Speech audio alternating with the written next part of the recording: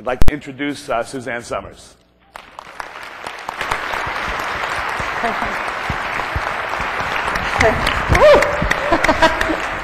Lost my slipper.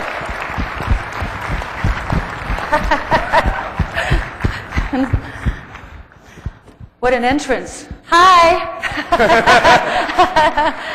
How are you? Good to see you. You look wonderful. Thank you, Ron.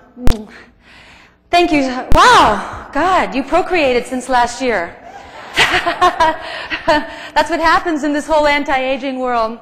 I'm so privileged to be here. I'm so privileged to be your messenger. I know you didn't choose me, and I didn't really choose you. This came from a passion that something was not working right.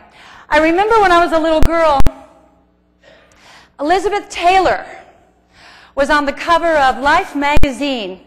And the reason she was on the cover of Life magazine is nobody could believe that a woman could look good at 40. They celebrated 40. I remember thinking, God, she's old, but she looks good. Well, now 40 is, you know, you're still, a lot of 40-year-olds are still living with their parents. Oh, God, that's not a knock on the door you don't want, isn't it? Hi, Ma. No, go away.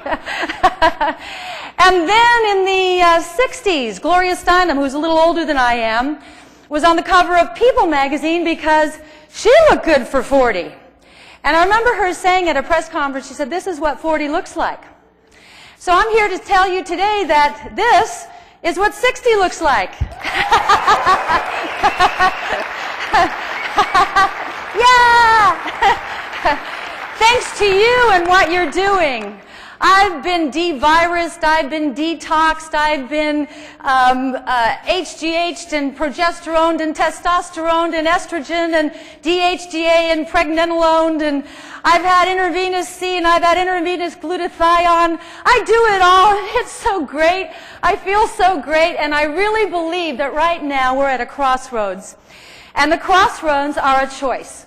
And I don't know about you, but I don't try to convince people anymore. It's just too exhausting. It takes too much energy. But the crossroads, as you know, are you can either choose where you want. You can choose 50-year-old medicine. Is that what you want? Fine, and take all your pharmaceutical drugs and end up in a nursing home. Or you can jump on this fast-moving train. And this fast-moving train is why we're all here. It makes so much sense. I have always connected dots. That's what I do. And it makes absolute perfect sense to me that as we age and we decline, that you want to put back what you've lost in the aging process. Now, my husband's cousin is a gynecologist. I won't even tell what part of the country, so he doesn't know I'm telling this story on him. Anyway, I was giving a lecture in this part of the country to women, and women, by the way, are so hungry for this information. When I give a lecture in any town, always 2,000, 2,500, sometimes 3,000 women show up. It is so incredible, and you can't hear a pin drop because they just want someone to give them some clarification. And although I never give advice, what I'm able to do is say what I did for me and then direct them to one of you when I know about you and what you are doing. So anyway, my cousin, my husband's on my husband's side of the family, my cousin comes up to me after the lecture, and he didn't come to the lecture because he said, I don't even have time to keep up with standard of care. And I thought, you are the problem. And he said to me, Suzanne, menopause is a natural state. Just let nature take its course. And I said, then let us die. You won't let us die. We used to die when nature took its course. We used to die at the turn of the century at 40, 45.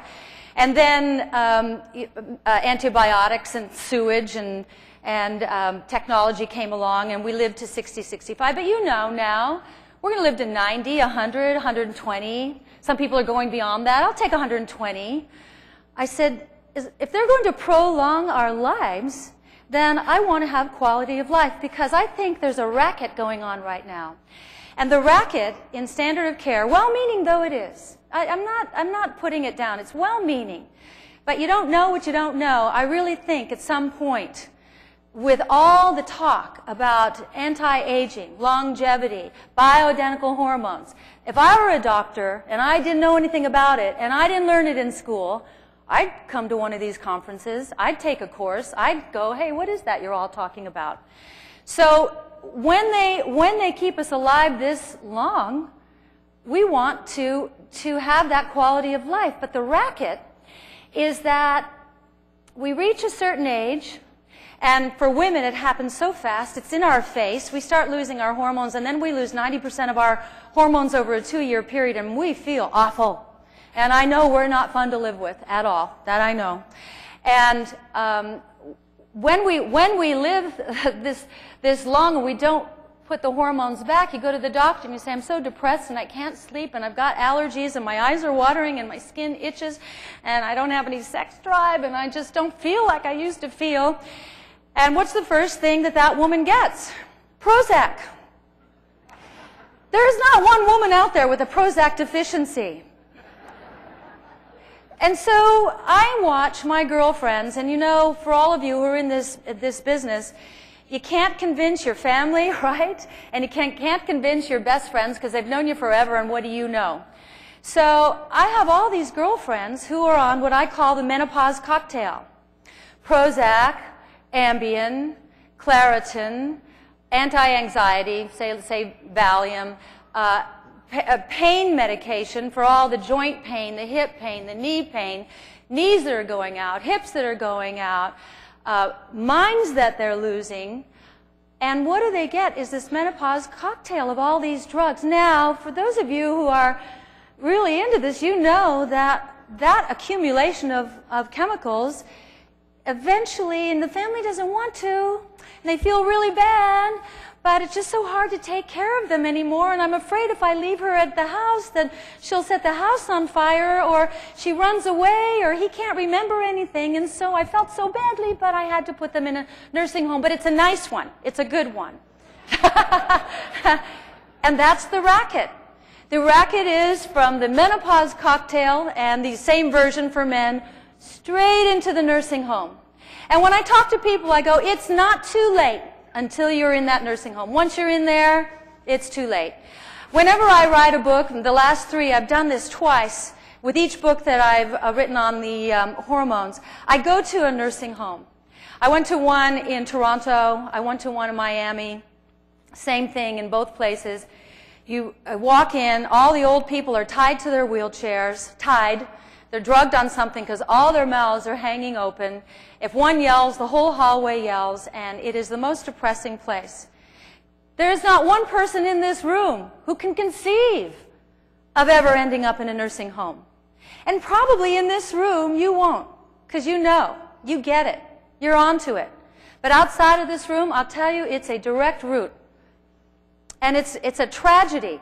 Here you're doing all this incredible work so we can live longer and take advantage of this long life, and it is incredible.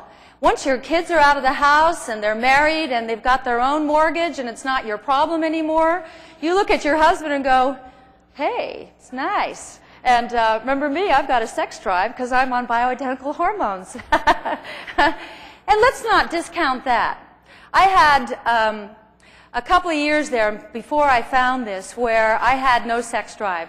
And it was humiliating because I was sort of known in my younger years as a sex symbol. And I thought, this is terrible that the sex symbol has no sex drive. I better not tell anybody, including my husband. Because, you know, we can fake it. But frankly, I'd rather have a smoothie. And then I found bioidentical hormones. And woohoo! Wow, it's great. You know, I talk to women, they go, oh, I'm glad that's over with, and oh, I'm glad I'm past that. I go, oh, you just forgot. You just forgot how nice it is. And it's so lovely to be married at this age and not be married to someone who is looking over your shoulder when you're dancing, because there's a sexuality between you. There's pheromones between you. When I'm in a room, I can tell who are on hormones or who still have their hormones. We put out pheromones. They're not, you can't see them, but you can feel them around someone. There's an electricity between people who still have their sex hormones.